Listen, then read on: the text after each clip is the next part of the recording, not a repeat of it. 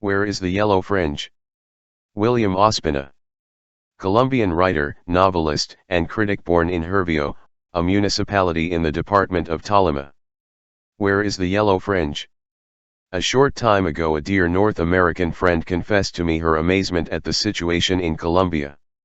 I don't understand, he said to me, with the country you have, with the talent of its people, why Colombia is so cornered by the social crisis, why it is experiencing such a dramatic situation of growing violence, why there is so much injustice, so much inequity, so much impunity.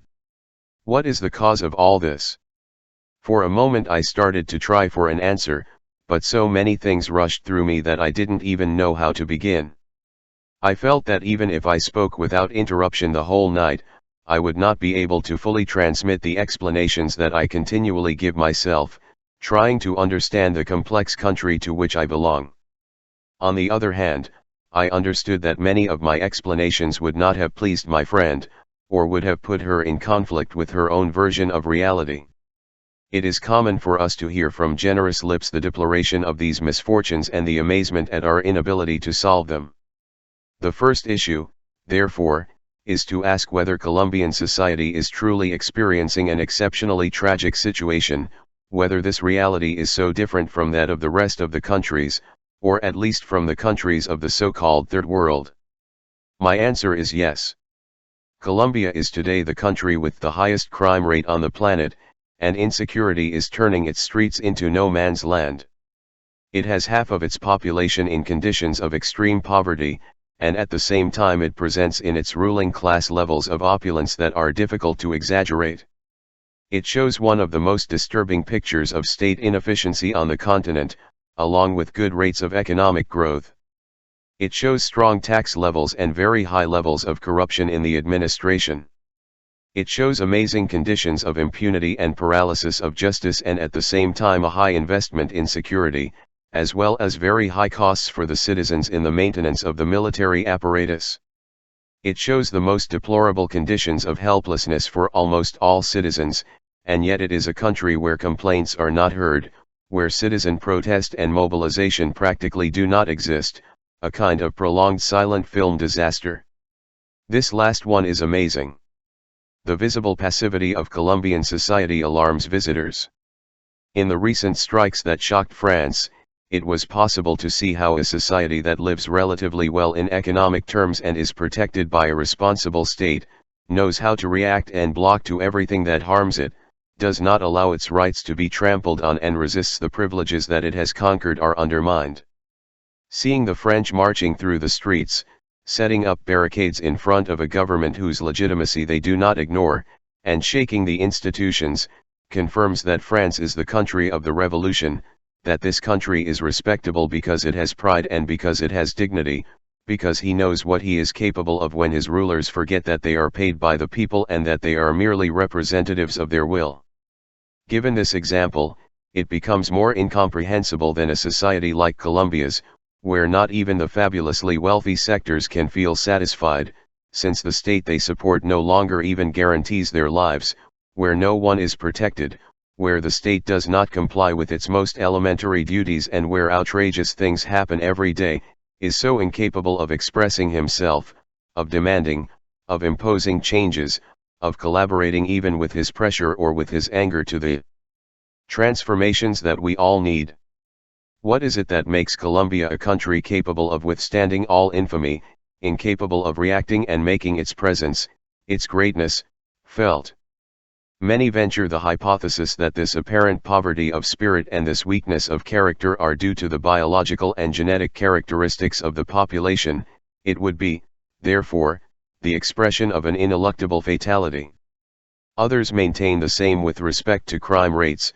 They would reveal an incurable disease, and would make us a poor people without salvation and without remedy. But the truth is that our rates of violence and our current political ineptitude are historical facts that can be explained.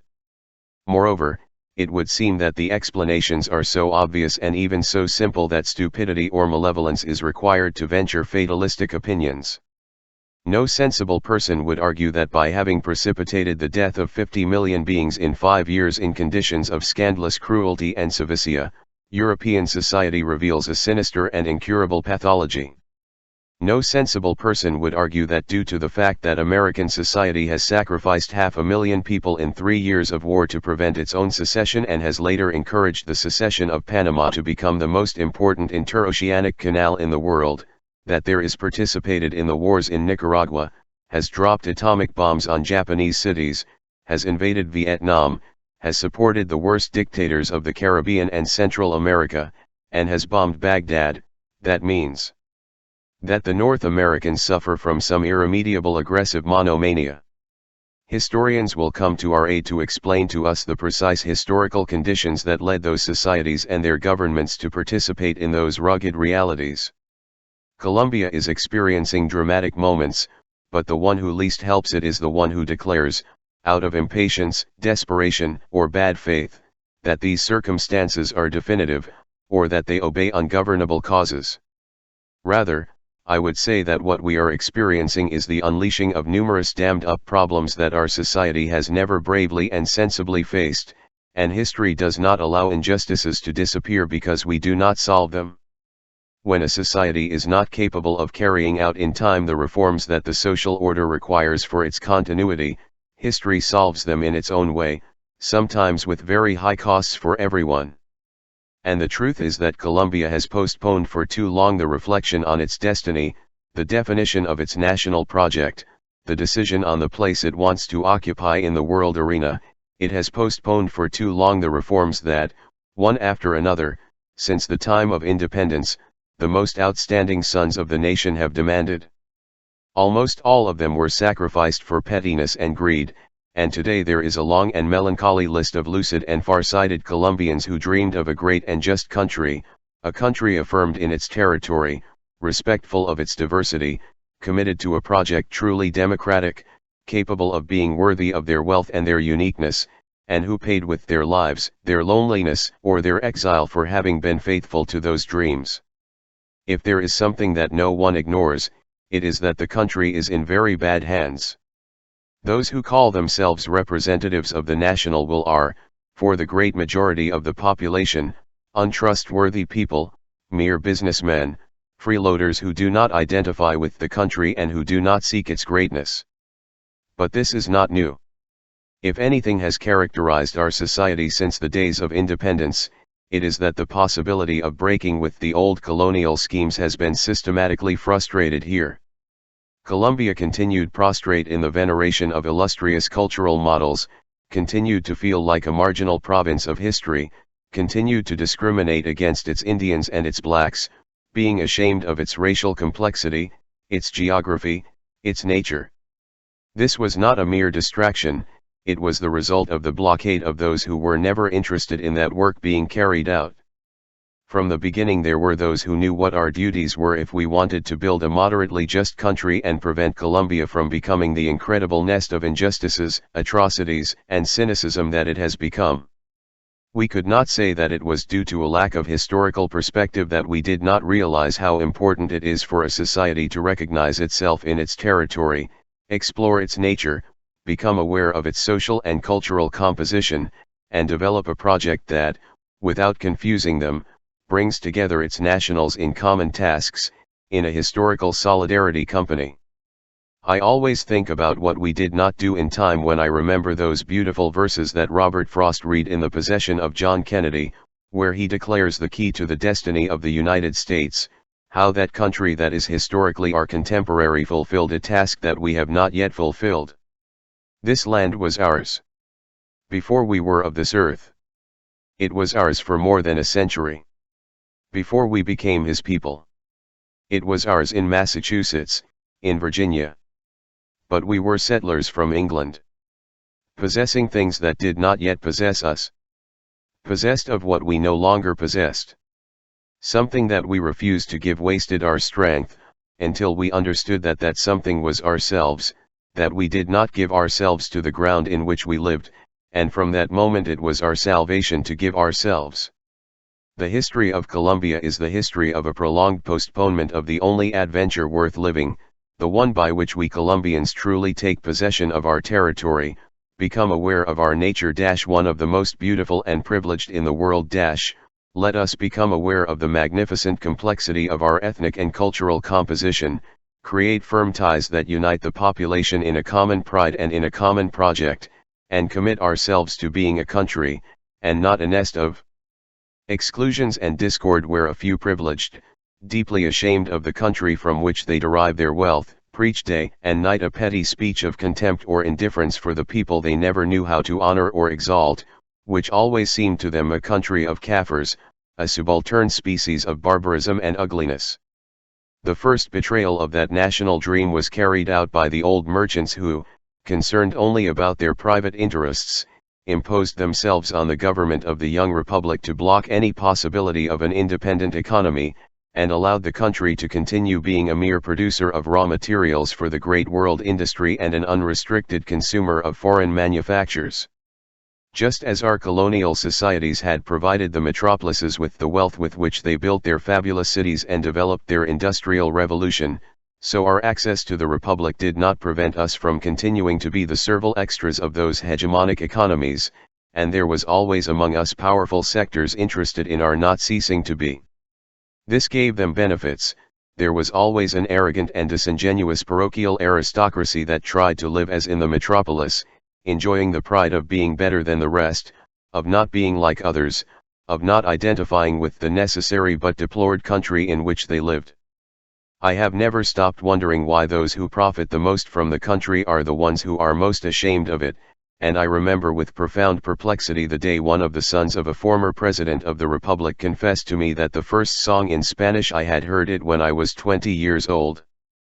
There I understood in the hands of what kind of people this country has been for decades.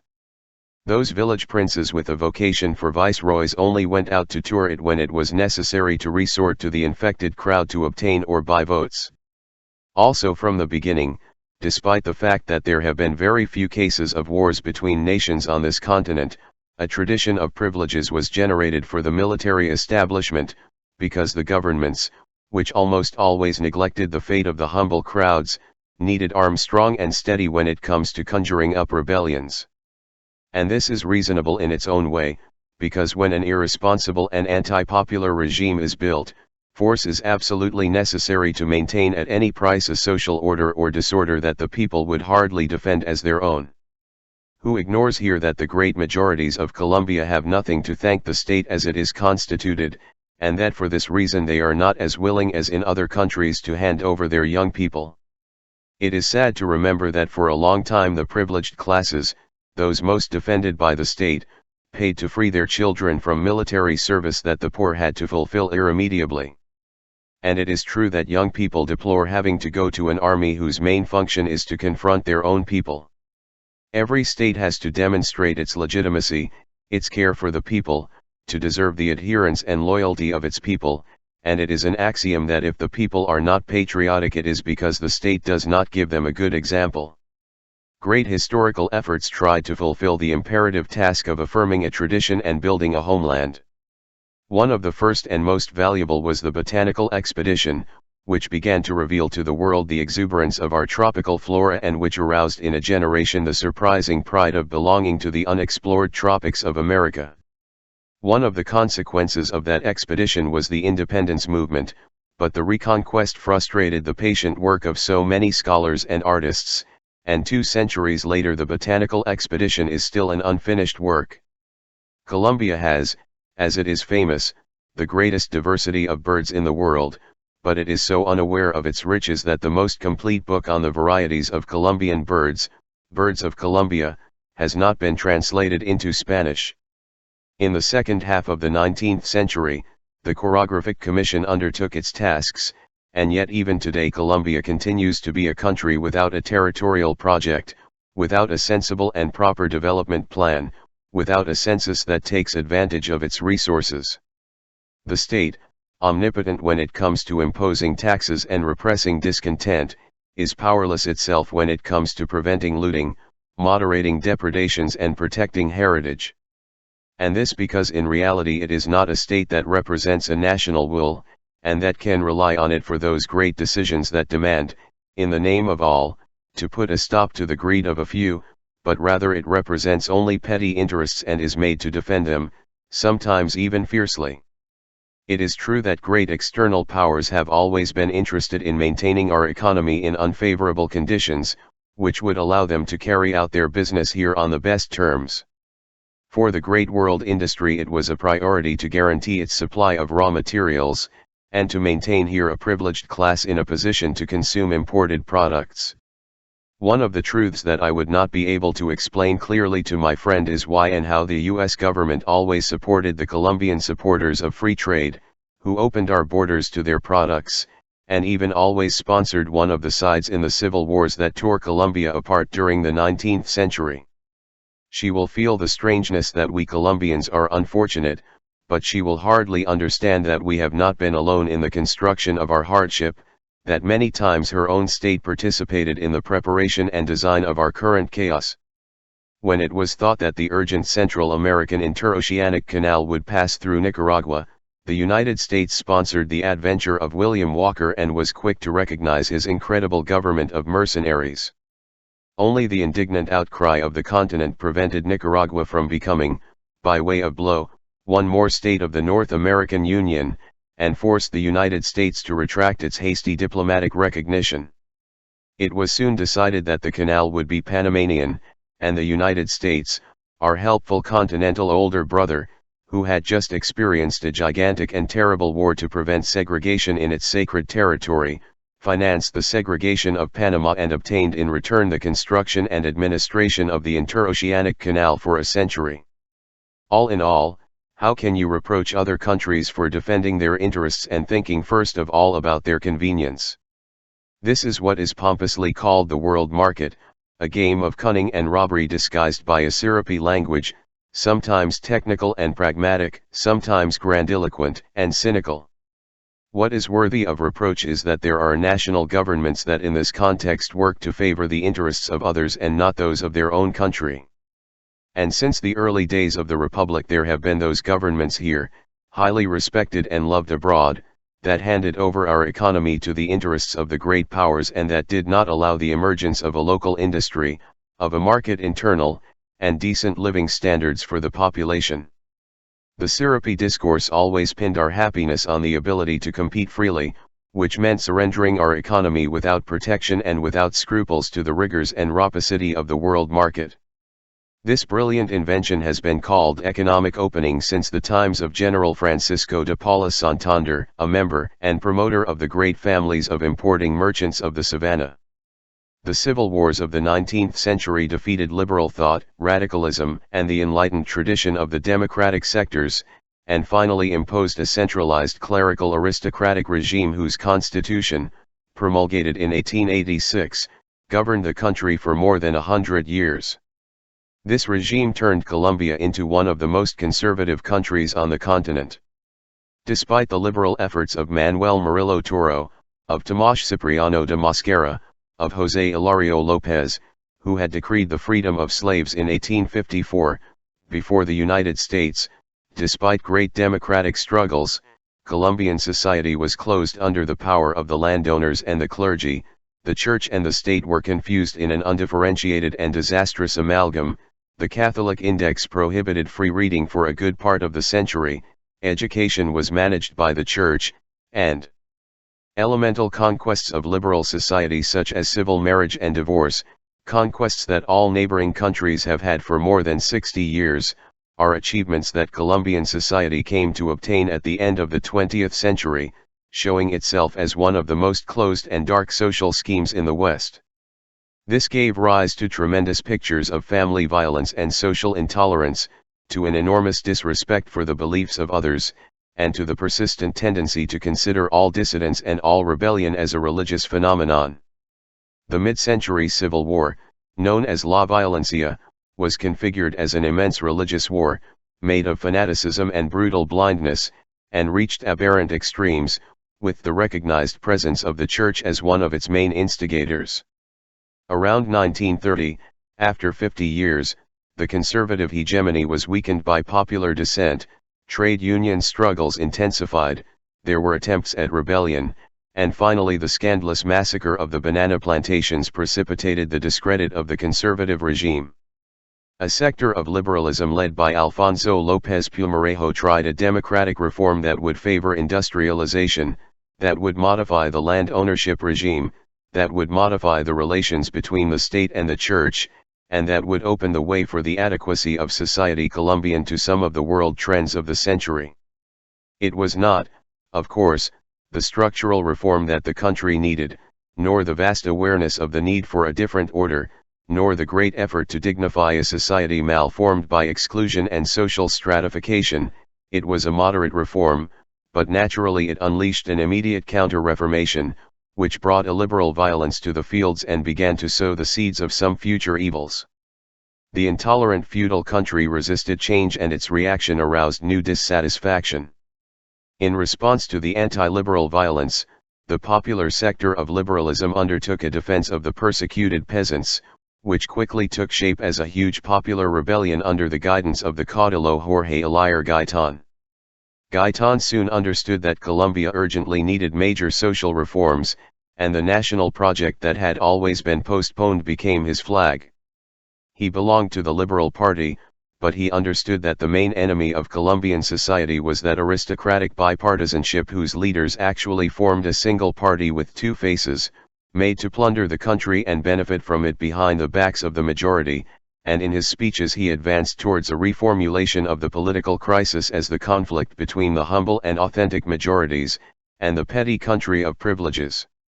Speaking of the political country and the national country, emphasizing the way in which the leaders governed for a minority, he won an unexpected electoral flow, and suddenly the old ruling class was faced with a phenomenon of popular enthusiasm unknown in Colombia.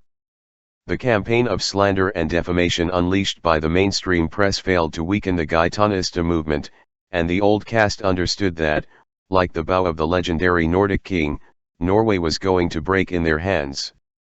The ruling class, headed by the political bosses and by the big power-supporting newspapers, trusted only in the ignorance and indiscipline of the Gaitanist hosts, the country of Kafirs that they had always despised. It was then that Gaitan called for the March of Silence, to protest the violence in the fields, and an impressive Gaitanista crowd overwhelmed Bogotá by marching and rallying in a disciplined and silent manner.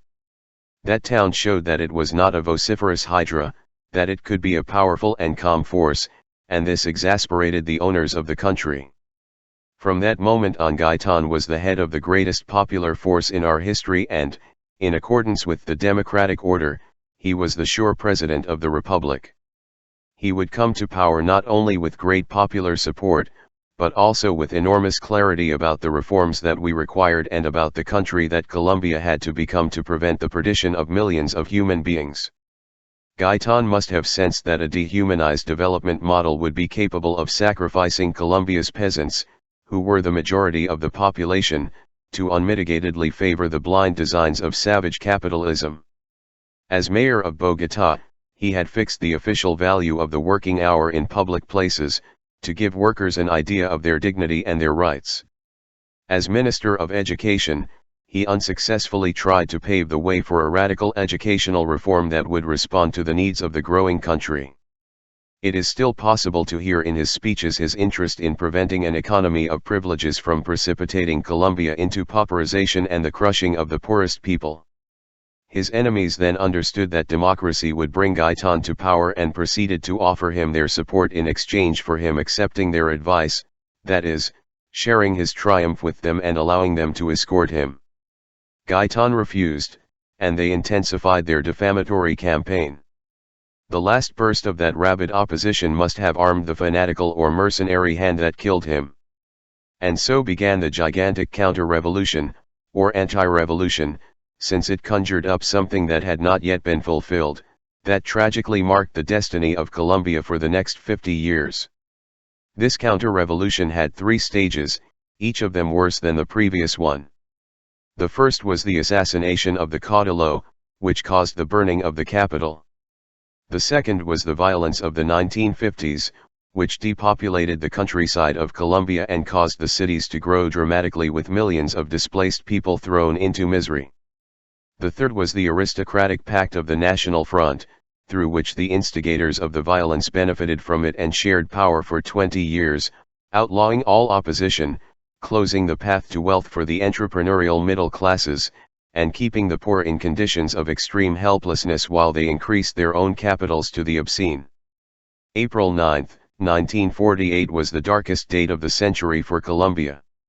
Not because in it, as the old powers claim, the continuity of our social order has been broken, but because that day it was confirmed in a dramatic way. The structure of the Gaitanista movement, with its attachment to the figure and thought of the leader, allowed the dismemberment and dissolution of that adventure in which the future of the country was encrypted. Gaitan was clear about the need for a national project where the entire country would fit, a nation of whites and mestizos, blacks and immigrants that could reconcile itself with the spirit of the native peoples of the territory, and extract from that complexity a unique way of being in the world. But that clarity led him to naively confront, that is, in a courageous, sincere, and unarmed way, that ruling class that profited from national misery and deeply despised everything that did not fit into its petty orbit of privileges. A caste of mestizos with a fortune who had never tried to be Colombian, or identify with our geography, with our nature, with our population, that he was continually ashamed, as he continues to be today, of this world so unlike the idolized European world. A deplorable elite that traveled to Europe and North America, not to proudly carry the message of a people dignified by respect and affirmed in its territory, but to pretend to be European, and to seek by the most servile methods to be accepted by a world that does not. He ignored their condition as Rastaqueros and their lack of character. Gaitan's speech deserves many reflections. It is singular that in a country puffed up by the rhetoric of its grammarians and academics, it was a man of humble origins who ennobled the language of politics, who, exhibiting a great syntactic refinement and a remarkable clarity of thought, has had an echo in a supposedly ignorant and savage people. We cannot forget that the great enterprise of renewing the Spanish language and turning it into an American language had also been led by a Nicaraguan Indian, Rubén Darío, and that the great Colombian poetry of that time was being written by a son of peasants from Santa Rosa de Osos who had practically never been to school. This seems amazing, but it is natural. Language, like religious feeling, is the daughter of the people, they are its creators and its transformers, and the academies, like the ecclesiastics, are nothing more than the greedy administrators of a treasure that they do not always understand. What seemed to be insinuating itself on the horizon of Gaitanism was a kind of national revolution, of transformation of the ideology that reigned through the power of the parties in the soul of the people, and the conformation of a great fringe of opinion capable of taking not only Gaitan to the presidency but also the country to a new beginning. What countries like Mexico had partially conquered, whose identification with themselves, whose respect for native roots, whose affirmation in their own people, in their music, in their gastronomy, in their clothing, in their traditions, were an example for the bewildered mestizo continent, and whose revolution, undoubtedly full of errors and painful and tragic events, had nonetheless conferred a profound sense of pride and dignity on its people. As is often the case with assassinations, Gaitan's murder has been presented to us as the solitary crime of a madman or a fanatic. What we cannot ignore is the social and political climate in which the event took place, the sectors visibly interested in the disappearance of the leader, and those who benefit from it. Whether the hand that killed him was a fanatic or a mercenary, it makes no difference. The obvious cause of the crime was the smear campaign carried out against him by the mainstream press, which portrayed him as a danger to society, as someone who came to destroy the country, and caricatured him as a savage at the head of a band of cannibals.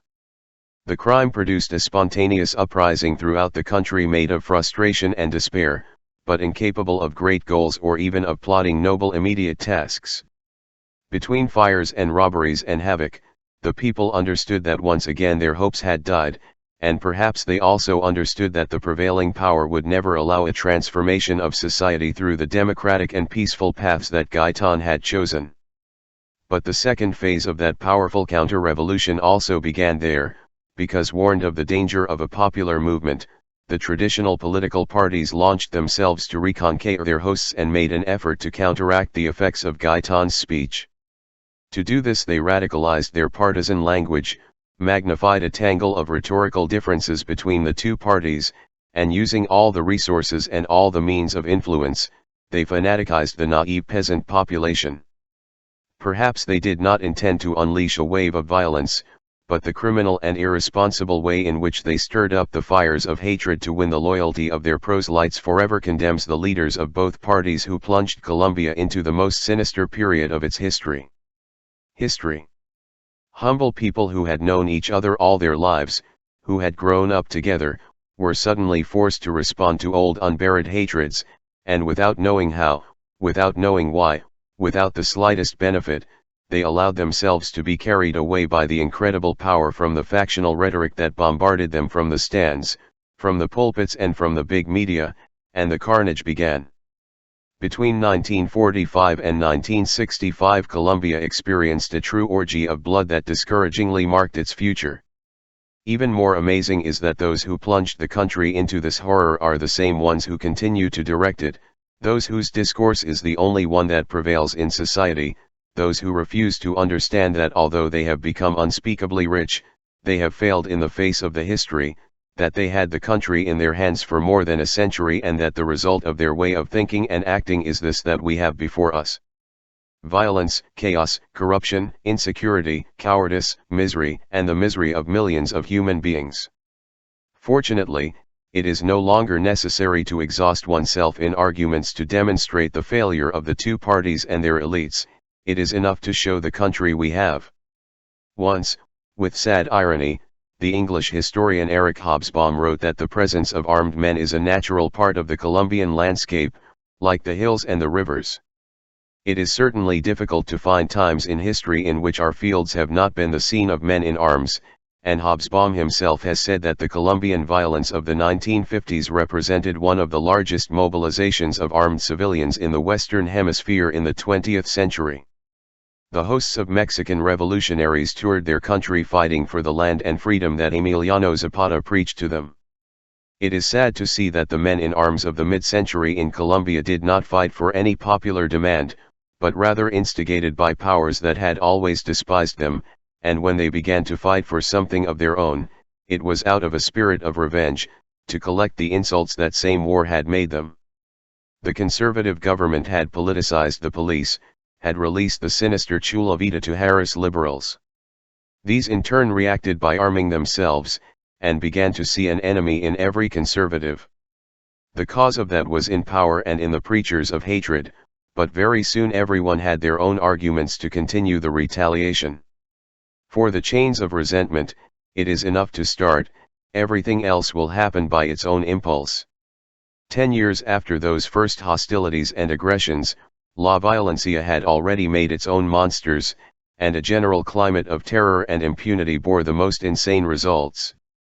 The names of Sparks, Desquite, Tarzan, Captain Veneno, Sangre Negra, still make our blood run cold, and only very recently have the electric saws of Trujillo come to match the heights of horror and human depravity that were experienced then in Colombia. They always told us that the violencia of the 50s was a violence between liberals and conservatives. That is not true. It was a violence between poor liberals and poor conservatives, while the rich and powerful of both parties egged them on and financed their rancor, showing signs of infinite social irresponsibility. La Violencia could not be a popular initiative, since it was not directed against those who always profited from the people. It was rather the old story of the poor killing each other with the boss's speech on their lips. A persistent and poisonous source of hatred flowed from somewhere and fed the moral misery of the country. The leaders, those who still dictate to public opinion at night what it will answer tomorrow in the polls, pretended not to notice what was the cause of this general bloodshed, and without stopping preaching hatred of the Goth and the Red, they complained of the savagery of the people. The truth is that it was enough for Alberto Lleras and Laureano Gomez to embrace each other and agree on the alliance so that the vast Colombian violence ceased to be a generalized chaos and was reduced to the final persecution of gangs of vile assassins. Now, if the violence had been a war, who won it? Apparently no one. But if we judge by the next phase of the drama, the result is unquestionable. Out of 300,000 dead peasants, bipartisanship had triumphed. As happens at the end of all wars, a pact was signed on the still smoky fields of violence, and that pact was the so-called National Front, by which the two irreconcilable parties became one with two colors and the same ideology, and shared power for 20 years. In the name of bipartisanship, the people had waged war on themselves. Now the representatives of the old ruling class that had been the main promoter of violence would succeed one another in power. Thus the third phase of that implacable counter-revolution was consummated. Liberalism and conservatism would have no problem sharing power, and the reforms that Gaitan had promised could be postponed until the end of the world. After a war and 300,000 deaths, Colombia had to continue to be the inauthentic, petty, anti-popular, and exclusive country that it was 20 years ago, and the ruling class threatened by Gaitanism had been saved.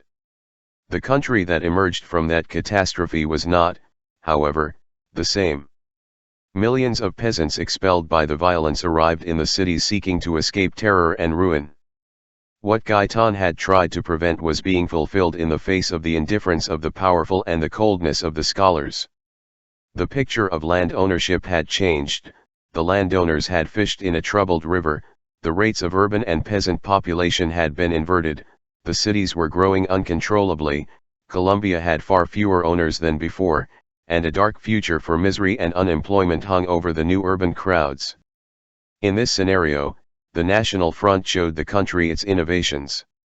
As if the danger for Colombia were not the traditional parties that had bled it dry, and openly brandishing the threat of a possible return to violence that only they could provoke, it distributed power between liberals and conservatives and prohibited all political opposition in the legal framework. It confirmed the state, predictably, as an instrument to guarantee privileges. It only allowed economic initiative in the sphere of classes, families, and companies traditionally related to power, and closed the possibilities of access to wealth to the entrepreneurial middle classes, persisting in the policy of denying credit and capitalization to the upper classes. Humble. Finally, it was unable to guarantee sources of work for the multitudes that continued to arrive in the large urban centers. It closed the possibility of access to minimum standards of living and minimum conditions of dignity to the poor. It allowed the growth and proliferation of belts of misery around the cities, and persisted in the old stately attitude of not considering that the state had duties towards the poor, so that it was enough for him to stimulate private charity campaigns.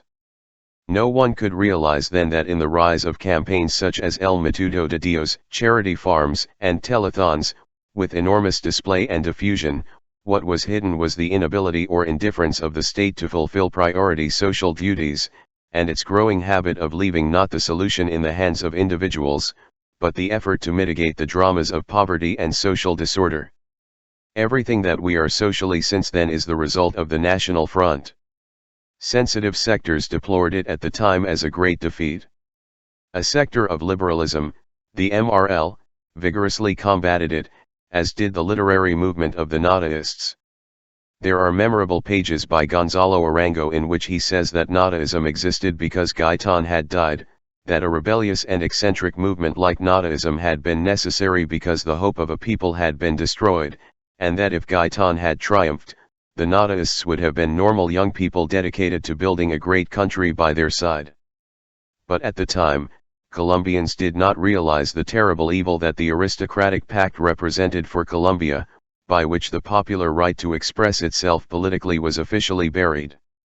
Now it seems incredible to us that one could speak of democracy while the existence of political parties other than the official ones was expressly prohibited. While the country was condemned to a bipartisanship that was also purely apparent, since for a long time the words liberal and conservative had lost all programmatic content in Colombia, all trace of a thought or an idea, and had been degraded until they were only two hereditary ways of hating one's fellow man. After the Cuban Revolution, hemispheric policy demanded that the armies of Latin America change their priorities from defending the borders to what they called internal security. Thus, one of the most aberrant phenomena of the century was institutionalized. When our countries needed to gain access to real democracy and mature politically, a perverse theory according to which Latin Americans were not ripe for democracy, guiltily supported by the North American governments, allowed Latin America to experience one of its darkest times. A progression of anti-popular military dictatorships opened the way to guarantee the application of economic policies on the continent and silence demands for social justice and the free exercise of the opposition, without which democracy is inconceivable. Interestingly, Colombia had experienced the phenomenon of an almost accidental military dictatorship that, imposed in the mid-1950s by a coalition of traditional parties as a kind of rehearsal for what the National Front would become, gradually drifted away from its initial purpose when the dictator, General Gustavo Rojas Pinilla, understood that the state, created to defend certain privileges from the beginning, could serve other purposes. There was a curious amalgamation of charities for the people and use of power for their own benefit that, of course, caused a quick reaction from the political class that had inspired the experiment. It is worth remembering that the main modernization works that Colombia undertook in the middle of the century were the result of that almost involuntary pattern in the petty domination of the elites, and that in an atmosphere so rarefied by the selfishness of the powerful, not even the army was a safe ally. To such an extent did the general get out of hand, that 10 years later he was the protagonist of an electoral adventure that endangered bipartisan domination, and forced the democratic government of the National Front to modify the electoral results at the last minute, with figures arrivals from remote provinces. Also in times of Gaitan, the phenomenon had occurred in which the police, made up of townspeople, ended up becoming Gaitanistas, to the dismay of the owners of power. These experiences aroused a great distrust of the powerful in the initiative of their armed forces, and with great intelligence they tried to ensure that the military chiefs amassed great fortunes, managed huge budgets, had control of the citizens and even of justice, and enjoyed excessive privileges, but the helm of the state was not let go of them, not even in the days when Colombia was one of the very few boats with a democratic appearance in an ocean of sabers. Those 20 years of the National Front brought some of the greatest evils of current Colombian society, evils that were added to the many that we already dragged along from the old days, to form the picture of impotence and despair that we now have before our eyes. As all legal opposition was prohibited, something that can only happen in the most barbaric dictatorships, the illegal opposition emerged and grew stronger, the armed opposition, which has grown to own half of the country. For a long time, the ideologues of power explained the existence of the guerrillas as a product of the infiltration of foreign ideologies, in particular the international communist movement. They explained it this way despite knowing that in Colombia, as Hobsbawm has said, there have always been men in arms in the fields and the practice of small-scale focused rebellion and rural banditry is a tradition. But many of the Colombian guerrillas were not strictly communist, or they only dressed in that clothing while the world boom of that ideology lasted, and on the other hand we have all been able to verify that the silencing of the Castroist discourse and the overwhelming fall of the Soviet Union and the gradual incorporation of China into the market economy not only did not precipitate the end of the Colombian guerrilla, but were simultaneous with its unusual rise in our territory. Despite its banditry and its lack of communication with society, the guerrilla is not a police case. It is not a military problem but a political problem, and for this reason it is obvious that the more it is fought and the more invest money in military resources against her, the stronger she becomes. Who ignores that the Colombian countryside is ruined? That the country does not offer any alternative, any future, to the inhabitants of the countryside? With what face does the state come to tell us that peasants have no reason to rebel, when even professionals in Colombia have to get involved with taxi drivers, and any claim, no matter how fair, is prohibited in practice?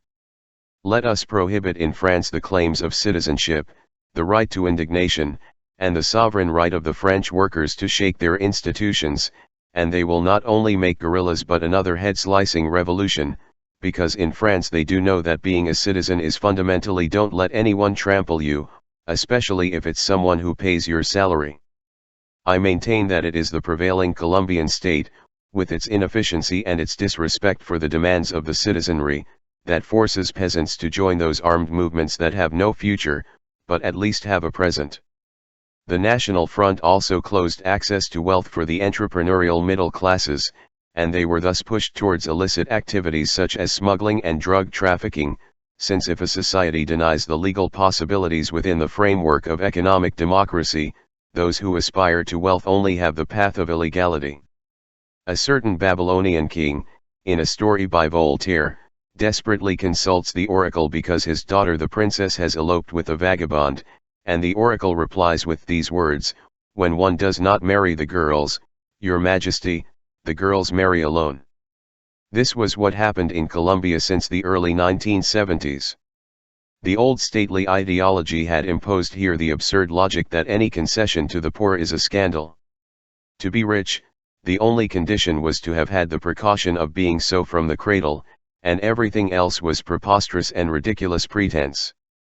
This is even more strange if we consider that our ruling class, by a tricky somersault, abandoned the old medieval theory of blood nobility and pretended to adopt the principles of liberal democracy due to the French Revolution.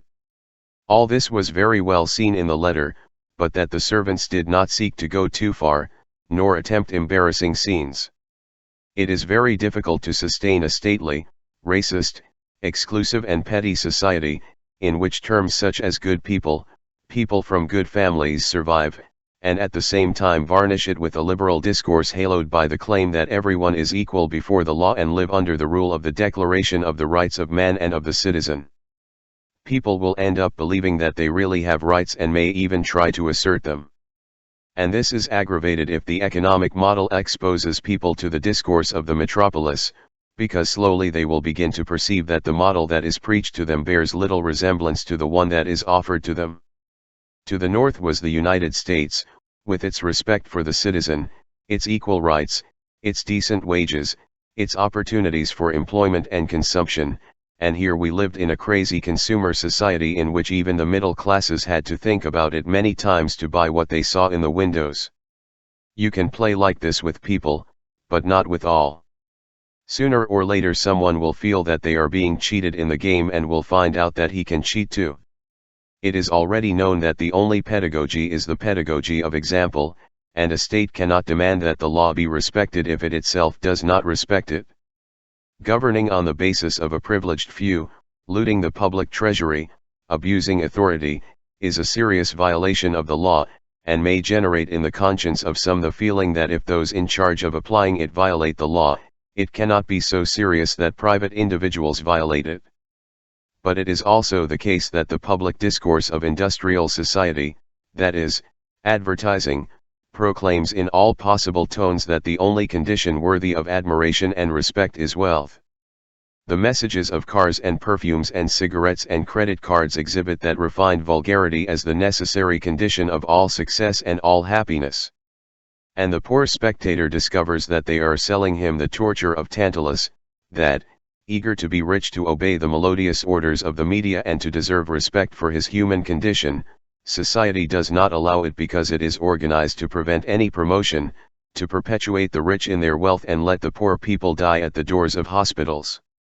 And he also discovers that the only ones in the vast world who seem to have the obligation to show themselves to be exemplary and virtuous are those who are condemned to live in the bilges, to suffer like good poor people the labyrinths of bureaucracy and the heels of the law on the back of their necks. It really doesn't seem strange to me that in a situation like that, some man falls victim to bad thoughts and begins to fantasize about less virtuous but more possible fortunes. If the state does not offer guarantees to the citizen, how can it reproach him for resorting to irregular methods to guarantee subsistence? The National Front excluded humble people, and we have seen the country's material and moral misery grow colossal.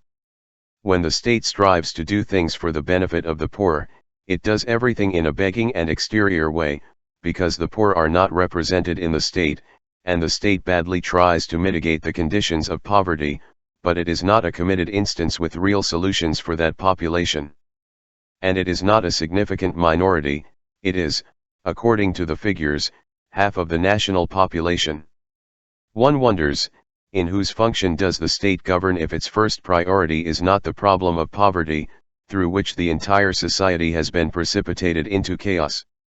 Of that gigantic mass of exiled, excluded human beings, of that infrahumanity, many have been forced into crime. Today the main source of crime in Colombian society is common crime, not guerrilla crime or drug trafficking crime, but common crime, the daughter of ignorance, resentment, poverty, subhuman living conditions and, of course, strengthened and perpetuated by impunity. Even without making the changes that Colombia urgently requires to become the dignified country that we want, even without that great revolution of dignity, against misery and against exclusion, it would be an advance if the state healed the three very serious wounds that inflicted on society with the scheme of the National Front. The prohibition of illegal opposition, the lack of economic democracy, the lack of a real commitment to the poorer classes. Only a truly active and effective legal opposition can make the harmful armed opposition useless and unjustified, with its capacity for extortion and terrorism. Only access to economic initiative and social promotion can allow the terrible situation of the middle classes to be overcome, day after day forced to persist in the not easy accumulation of illegal wealth. Only a policy directed towards the capitalization of the poor, to guarantee them conditions of dignity and decent standards of living, only their access to a living relationship with language and culture, can considerably reduce the levels of criminality and common delinquency in Colombia. The guerrilla, drug trafficking and common crime cannot be averted with mere police solutions, their disappearance does not depend on a costly war policy. The war can serve to justify gigantic budgets, but not to achieve reconciliation or the effective overcoming of these conflicts. The case of Colombian society in the last 50 years is the case of a criminal state that criminalized the country. Because the main consequence of the National Front is that, having abolished all opposition, all citizen surveillance, the state became a nest of corruption, a den of appetites without control between two complicit parties that did not admit any control. Interestingly, by a very different path, Mexico reached a similar situation.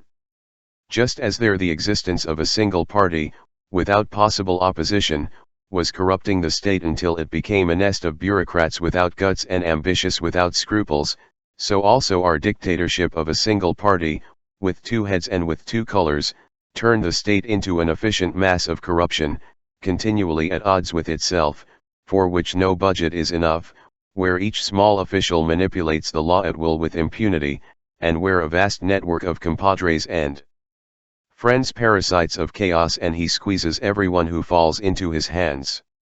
From the highest to the lowest spheres, influence peddling is the norm. Now, can this long list of causes explain why our society is incapable of reacting and changing a situation that has become intolerable? Being mistreated is not a merit, said Bernard Shaw to a visitor who enumerated his ills. I have referred to the precedents of our situation, but the purpose of these pages is to think about the future and dare to reflect on the new republic, as Gaitan called it, that we have the duty to build.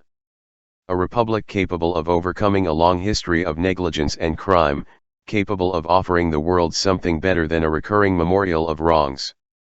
The national project, postponed so many times, has to rise again, until sanity and nobility of heart prevail in the same scenario where today the deniers of the country and the destroyers of its hope persist. Every memory is sad and every feeling is happy, Novalis said.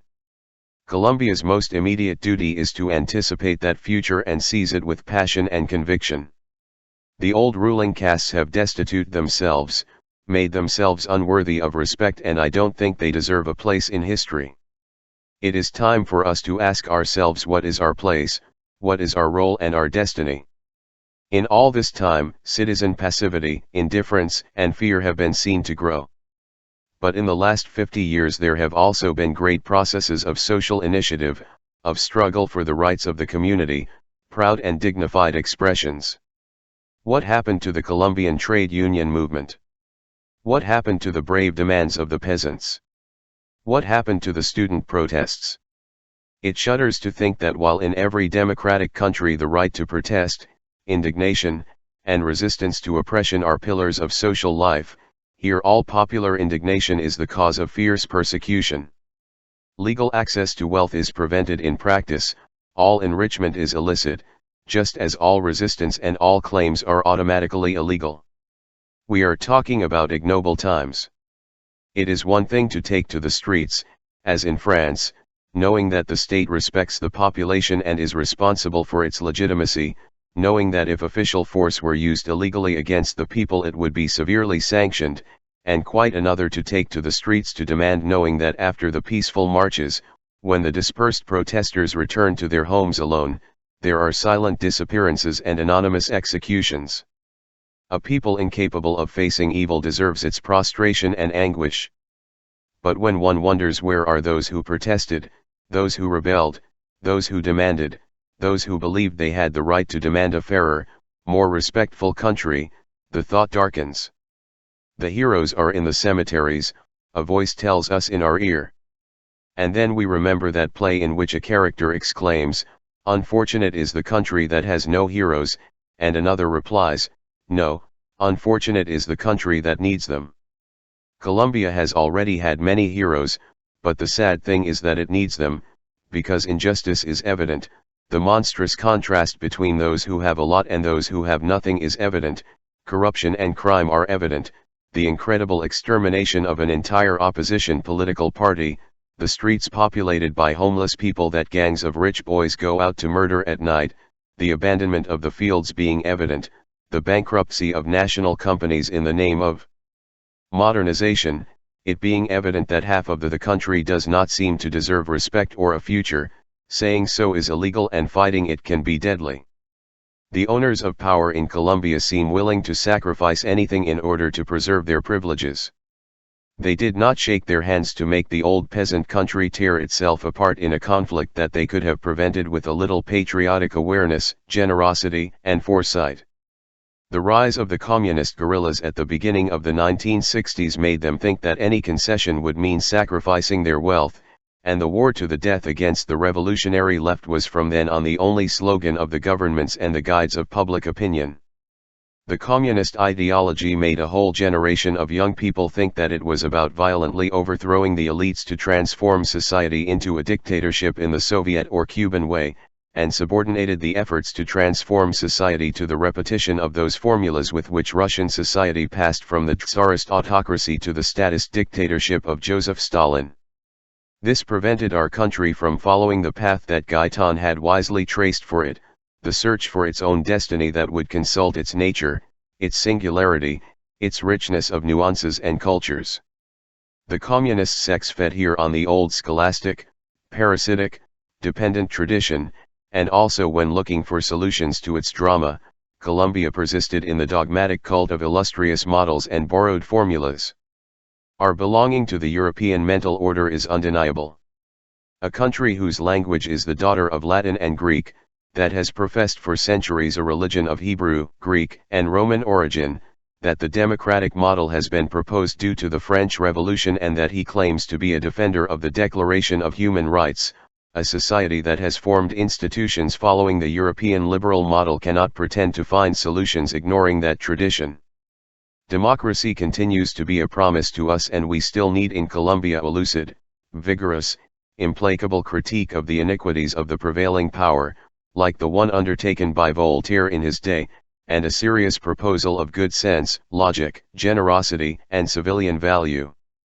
What we need is to understand that it is one thing to be children of Europe and another to confuse ourselves with it, when we belong to such a different territory, when we owe deep respect to our old parents who populated this territory for centuries and from whom we also descend, when we know that the diversity of our natural, ethnic, and cultural composition is a privilege, and does not allow the arbitrary imposition of a single model, a single truth, a single aesthetic. No country will ever be able to build a just and balanced social order if it is not capable of recognizing itself and designing its economic, political, and cultural project based on that awareness of its possibilities and limitations. A common joke says that in Colombia the rich want to be English, the intellectuals want to be French, the middle class wants to be North American and the poor want to be Mexican. After centuries of a shameful and snobbish effort to pretend to be what we are not, it is urgent to discover what Colombia is, that a thought arises among us, an interpretation of ourselves, an alternative of social order, of development, a dream that resembles what we are. The main enemy of that dream is the paradoxical clamor of the defenders of the existing chaos who seek to deny the pool of blood in which we live and the absolute failure of this model in its duty to provide, since not happiness, not even minimal dignity to the population. Those incomprehensible ones that editorial after editorial show us four abstract figures of prosperity to show us that we live in paradise. Who will deny that many live in conditions of opulence that are difficult to imagine? Who will deny that those who strive to silence the dissatisfaction and indignation of conscious Colombians have more than enough reasons to defend what exists? If there is something we cannot propose, it is to convince 3 million people who live splendidly that the country is in bad shape. Fortified walls and gates with electronic keys and private armies of guards and mastiffs almost authorize them to say that this is a safe country. And neither can we make the 5 million who stay awake fighting to gain access to that exquisite circle accept that the exclusionary social model has failed, although the tongues of chaos feel closer every day. High incomes and letters of credit and clubs and luxurious shopping malls where you can live for a while like in New York, and where the violence of the wretches and the brutality of the mafias have not yet reached, guarantee the convenience of the model. They do not wonder why the well-to-do people of other countries do not have to settle for small residential and commercial ghettos but can walk through their cities and their fields fully enjoying the world. They have resigned themselves to living behind walls and are aware that something is rotten in the world they so jealously defend. But gradually the country has become inhospitable and difficult even for those who have always profited from it. The postponement of the reforms and the renunciation of the national project have harmed the population so much that even the owners of power are complaining about the country they created. Today there are more than 400 kidnapped people in the territory, and the news presenters wake us up in the morning to the nightmare of remembering that we live in a country besieged by guerrillas, drug traffickers, paramilitaries, self-defense groups, popular militias, and common criminals. The owners of the country have to feel alarm at this that they have not been able to avoid with their power. Those millions and millions of pesos that were never able to invest in avoiding the evils of poverty, they have to spend on weapons to repress the children of resentment and misery. As is their custom, they forget that they always had the right and the power to do and undo as they pleased, and accuse the people of being the cause of the chaos. We read in the big newspapers, whose persistent effort to hide the horror and whose guilty renunciation of being the critical conscience of society have for decades been the sedative of public opinion, that the country has lost its values, that morale has deteriorated and good manners. But, as Bernard Shaw said, there are times when the people do not need more morale but more money. Having something to eat with does not guarantee that someone behaves well, but not having it frankly demands that one behave badly. Those responsible for the drama begin to demand that it be the victims who fix what greed has damaged, exactly in the way that now the manufacturers of non-biodegradable garbage propose that instead of them stopping production, the towns carry out periodic cleaning crusades for fields, beaches, and rivers of the planet. The old strategy is to thoroughly privatize the gains, and vastly socialize the losses. Sometimes they admit that things are wrong, but are immediately outraged that someone is trying to find people responsible. Why look for a culprit, they ask. Why not assume that history has brought us to this and that now we have to solve it together? The truth is that the correction of evils requires discovering where the causes are, since any historical project that seeks to eradicate evils without knowing their source is doomed to failure. Our insane mental model is in that a sinister comic.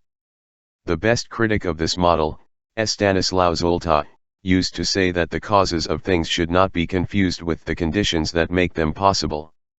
For example, he said, if one is told that someone committed suicide by throwing himself from an 8th floor, and they ask what the cause of that death was, one does not answer that the law of gravity.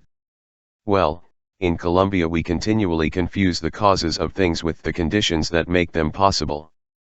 If a couple of hitmen kill someone from a motorcycle, the next day we ban motorcycles. In the same way, we confuse the causes with the effects. We believe that by altering the effects we correct the causes. Generalized common crime is the daughter of misery and exclusion, but there is always someone interested in ending crime without altering these conditions of injustice at all. Drug trafficking is the result of a situation in which honest work does not even allow survival, while illegal work is paid copiously by an opulent empire.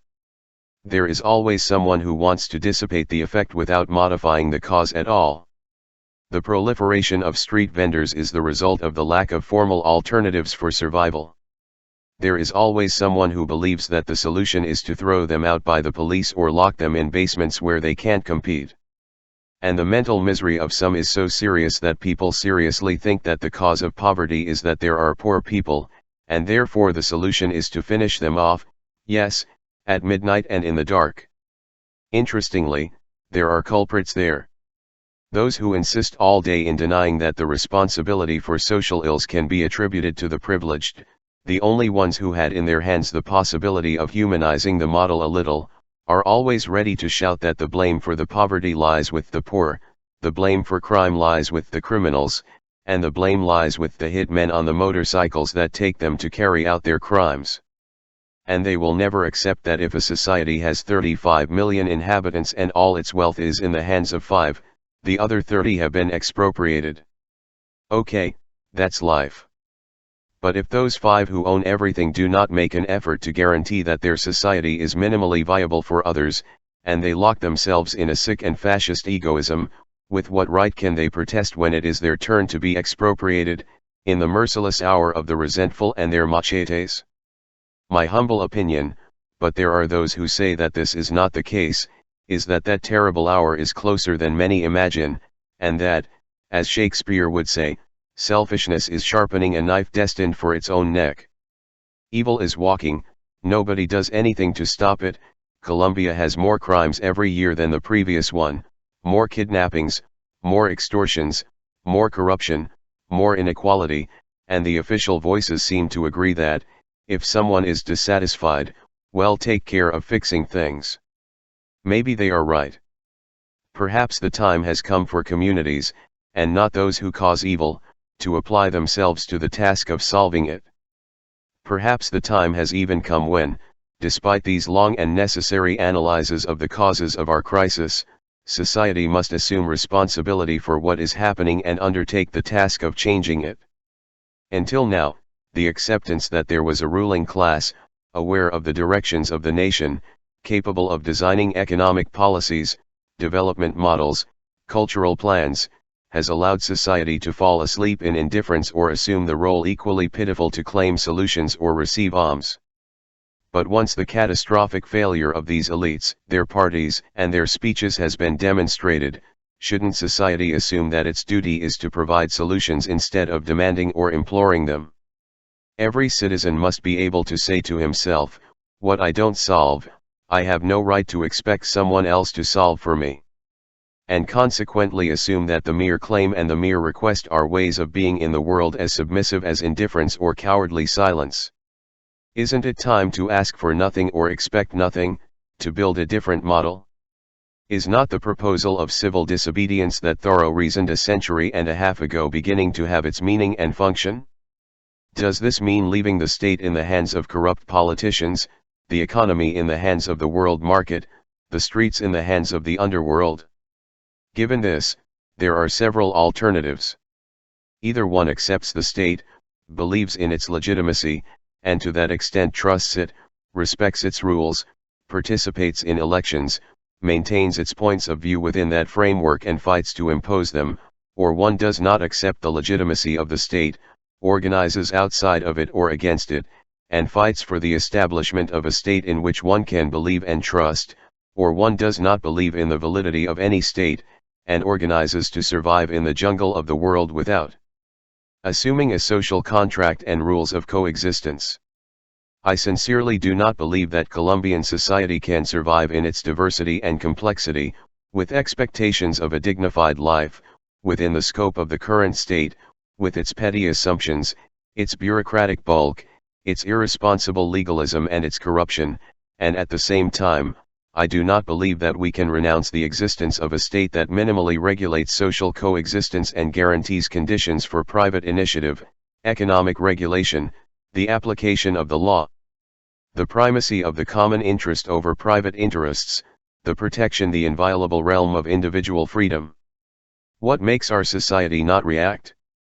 Perhaps the same thing that made two men from the town raise their axes against Rafael Uribe, that a man from the town murdered Jorge Eliar Gaitan, that during the violencia the poor of the Blue Party were enemies of the poor of the Red Party and cut their throats because of the color of the scarf. What paralyzes us is that in our society only one language has always prevailed, the one that Gaitan tried to eradicate from the soul of the people, that exclusive and stately discourse that repeats that a few are legitimate owners and spokesmen for the country, and that all the others are the insignificant mob, the rabble. It is the dissociative discourse that excludes everything that is not part of the circle of privileges. The economic discourse that claims that the country's situation is measured by the figures of inflation, economic growth, gross domestic product or the exchange rate, and not by the true living conditions of specific individuals. The discourse that continues to maintain, as during the previous 2 centuries, that the only valid models are those dictated to us by the metropolises, and that we have no right to propose alternatives, because our duty is to be docile replicas of what others invent. That discourse has replaced the reality of hunger and blood with a spectrum of figures, polls, and averages. That speech proclaims itself happy because this end of the year there were 297 crimes and not 302 like last year. That speech endlessly repeats to us that we live in the best of all worlds, that Colombia is one of the most perfect democracies that exist. Certain newspapers are conceived to make us feel that everything is fine, that the economy is thriving, that economic growth was considerable, that the authorities report normality, that Colombia is a country of self-sacrificing but happy beings, that they face inexplicable adversity optimistically and with faith in the future, and that in reality our problems consist in the fact that there are a few bandits that the police will deal with.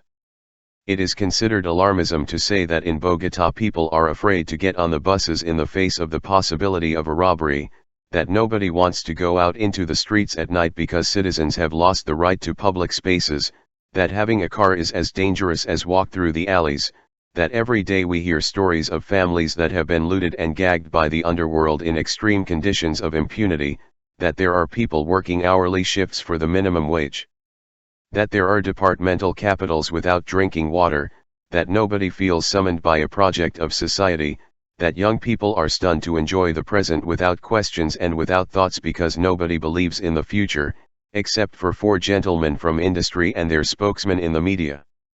These have to make an effort to combine objective information, often lurid, with entertaining shows that mitigate the devastating effect of the real country that surrounds us and for which nobody seems to have solutions, and we have reached the point where seeing alarming things is pessimism. Optimism consists of saying out of necessity that everything is going well and will get better, and mentioning the evils has become more reprehensible than the evils themselves. It is urgent to say goodbye in Colombia to the liberal-conservative double party, whose 2 heads are always in disagreement on the petty minutiae of distribution and always agree on the general logic of ambition and looting. After having ruined the country, they continue to shuffle the names of the mediocrities that will govern us in the next century. They did not build a nation, an industry, a culture, an art, a science, a philosophy. Even the beautiful examples of their architecture they themselves demolished out of greed, to sell the lots to the highest bidder. They wasted their historical moment in sterile simulacra and despised everything great that Colombia had to offer the world. They turned us into a poor subordinate country of ranchers and imitators, but something deep and sacred prevented that process from being complete. Perhaps this territory whose natural wealth continues to amaze visitors, this authentic Creole cultural wealth that is becoming more and more important and more vigorous. We must extract our poetry from the future, but without forgetting that, as Garcia Marquez says, and as Gaitan thought, one is not where the fashions come from, but where the graves are planted. Those Colombian generations that made this a mestizo and mulatto soil, a Creole soil, where we must find our way of being, the face of Colombia that the world will learn to respect and love. But this new country is not a mere dream projected into the elusive future, but rather a reality that has been built for years and years.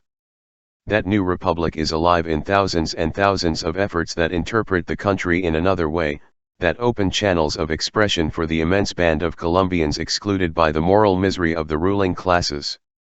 None of the great patriotic dreams, none of the components of the anticipated national project will be able to be forgotten by the new country that is being born on the ruins of factious bipartisanship and its delinquent state.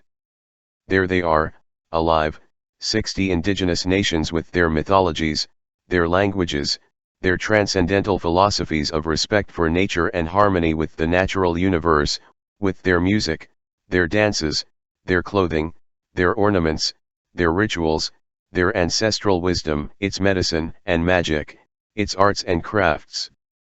There is the admirable epic of Don Juan de Castellanos, who meticulously narrated the process of the conquest of New Granada, a work full of information about our elders of different races and cultures, one of the very few poetic works of our tradition that names the territory with admiration and reverence, one of the few in which native peoples exist, with their complexity, their violence, and their heroism.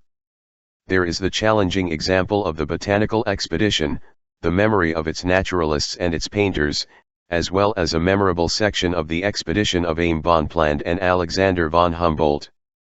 There is the example of heroes like José María Carbonell, who really believed in the possibility of political autonomy and spiritual independence from the oppressive power of the metropolises.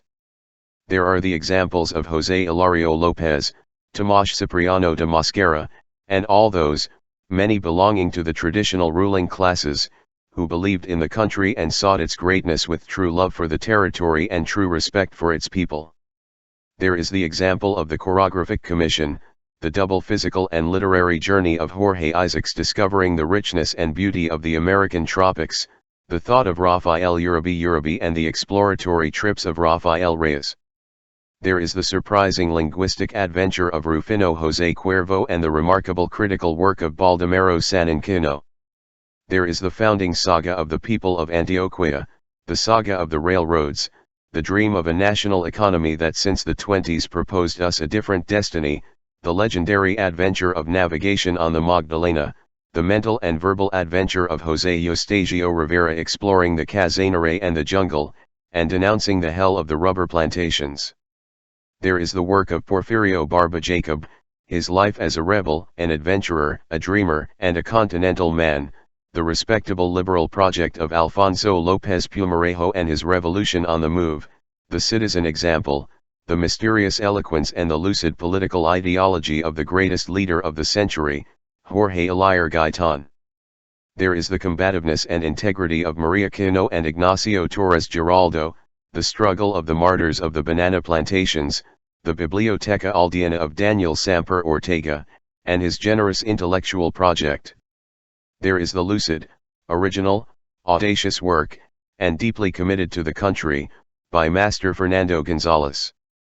There is the example of the great popular leaders of the MRL, the example of Alfonso Barberena fighting in the neighborhoods for the crowds that came fleeing from violence. There is the work of Gabriel Garcia Marquez, who made Colombia enter universal letters, and there is the Edenic poetry of Aurelio Arturo. There are the great labor movements of the 60s, the aesthetic movement promoted by Marta Truba, and the great intellectual effort promoted by Jorge Gaitan Duran and the magazine Mito. There is the generous example of Camilo Torres Restrepo, capable of giving everything for his convictions. There is Nadaism, an expression of youthful rebellion in an unforgettable decade, a renovator of literary language and a critical conscience of its time. There is the long and enriching cultural effort of Eco magazine to keep alive the links between our culture and the great Western tradition. There is the effort of Luis Carlos Galán to dignify politics. There is the popular music of Carlos Vico and Tartarin Morera, Guillermo Buitrago and Lucho Bermudez, José A. Morales and Jorge Villamil, the inspired Maestro José Barros and Carlos Washington Andrade, Crescencio Salcido and the Vallenato minstrels. There is the intense and patient philosophical work of Danilo Cruz Velez, and the reflective genius and aesthetic pedagogy of Estanislao Zolta, who opened our thinking to the horizons of modernity. The work that has been done is great and the work that remains to be done is great, but it is possible that Colombia, without knowing it very well, without even telling itself, has long ago undertaken the task of promoting a transformation that cannot be frustrated by the bullets of greed. Their majorities long ago renounced their faith in leaders and parties, but important sectors of the population, separating themselves from the arrogant and anti-national world that governed us, have dedicated themselves to the fruitful and lasting task of recognizing themselves in the country and of building a project that cannot be undermined by defamation or crime. A different consciousness has been growing that cannot be located or silenced, because it is everywhere. It is in the admirable and generous work of Gerardo Reichel Dalmatov, who revealed to us the amazing worlds of mystery and wisdom of the indigenous peoples that our official culture had always considered savage and primitive. It is in the persistent work of anthropologists and sociologists, biologists and engineers, doctors and researchers who, like the members of the old botanical expedition, are not unaware of the political implications of their work, are not unaware that their effort is part of the search for a better destination for Colombia. It is in the growing work of writers and artists, of philosophers and psychologists, of historians and architects, of scientists and technicians whose silent rebellion is in the will to build a knowledge that is due to us and that solves problems of our reality. Side by side with the country of privileges, with the corrupt state and its politicians, side by side with guerrilla and state violence, the mafia and the underworld, side by side with torture and summary executions, political massacres and cynicism elections, that other country that is no longer deceived by selfish economic powers and their spokesmen in the media has been growing. From that outraged but responsible and creative country, from that country that is not news, the future that Colombia deserves must emerge. But that country in formation is not yet integrated into a national project. Their efforts grew isolated, and that is why the nation where the civilizing rebellion is taking place, called to finally change the protagonists of Colombian history, still produces the sensation of being only a dilated disaster in silent movies. Still, this plural thought has not been cohesive in a language that allows us to enter into a creative dialogue with each other. The suspicious, factious, and exclusive language that we were taught still prevails, but in countless citizens there already exists the seed of that new republic, united in its ethnic and cultural complexity, and at the same time respectful of its differences. In the most recent admirable testimonial literature, after 50 years of silence, townspeople who were the protagonists of a tremendous story have begun to reconstruct their destiny through a language that is alive and full of revelations. Instead of thinking about dominating and managing it, many Colombians are questioning and thinking about the country. After the valuable regional culture days, the joyous efforts of the communities made it possible to save another dignifying and fruitful cultural call, the CREA program, an expedition for Colombian culture, blindly supported by various administrations without fully understanding its value, and which came to surprise us with the richness, diversity, and vitality of our present culture. The new country grows in the work of regional industries and cooperatives, solidarity companies, of ecological movements, alternative media, of literary, artistic, and musical events of world importance achieved thanks to the particular initiative in several cities, in the dignity of a new generation of responsible and courageous journalists, in creators of music and dance who have leaned on the sources of their own culture to find a language with which to speak originally to the world, in the work of groups and individuals committed to the country, who do not have the slightest desire to embark on the conquest of power, or who, having known the paralyzing networks of their enormous Kafkaesque labyrinth, already know how impossible it is to change something in the mist nightmare of the paragraphs and the deceased. Only by taking possession of that language, multiple and cohesive, that gives a new meaning to the nation and its history, will we be able to constitute a movement capable, not of claiming or asking, but of provoking the great social changes that the country requires and propose a viable life in the realm of contemporary possibilities. To carry out a revolution that cannot be stopped and frustrated by bullets, the union of intelligence, creativity, and solidarity of millions of human beings is required, of those who already know that the existing power only seeks a future for that meager minority that is ashamed of its compatriots and systematically despises and excludes them. A formidable country in resources and capable of large companies is in a position to be born. It is enough that we Colombians allow ourselves to be aware of our strength, to be the proud spokespersons of our territory, the defenders of our nature and the perceptive children of a history that lies in oblivion. Today it is no longer a matter of reaching heaven but of getting out of hell, a hell of intolerance and helplessness circumscribed by history to the line of our borders. But it will be enough to take that initial step that takes us away from the horror so that it is possible to dream of the country that Colombia, taught by its history, can become. Sooner or later we will have to think, not of an isolated and independent economy, which is impossible, but of an economy whose first priority is the Colombian people. I dream of a country that is physically and spiritually united with the other countries of South America. That a group of young Venezuelans or Colombians can take the train in Caracas or Bogotá and travel, if they so wish, to the confines of Buenos Aires. In a world where highways are built from island to island, it should not be impossible to build that path of unity between sister nations. I dream of a country that when it speaks of development for all, and not at the expense of the planet but also thinking of the world that future generations will inhabit, that when he speaks of national industry he knows how to remember, like Gaetan, that businessmen, workers and consumers are equally an industry.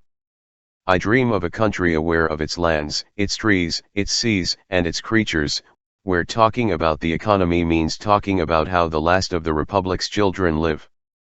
I dream of a country where it is impossible for people to sleep under bridges or eat garbage in the streets. I dream of a country whose currency can be displayed and traded anywhere on the planet. I dream of a country that wins medals at the Olympic Games. I dream of a country of beautiful and dignified towns and cities, where those who have more feel the pride and tranquility of knowing that others live with dignity.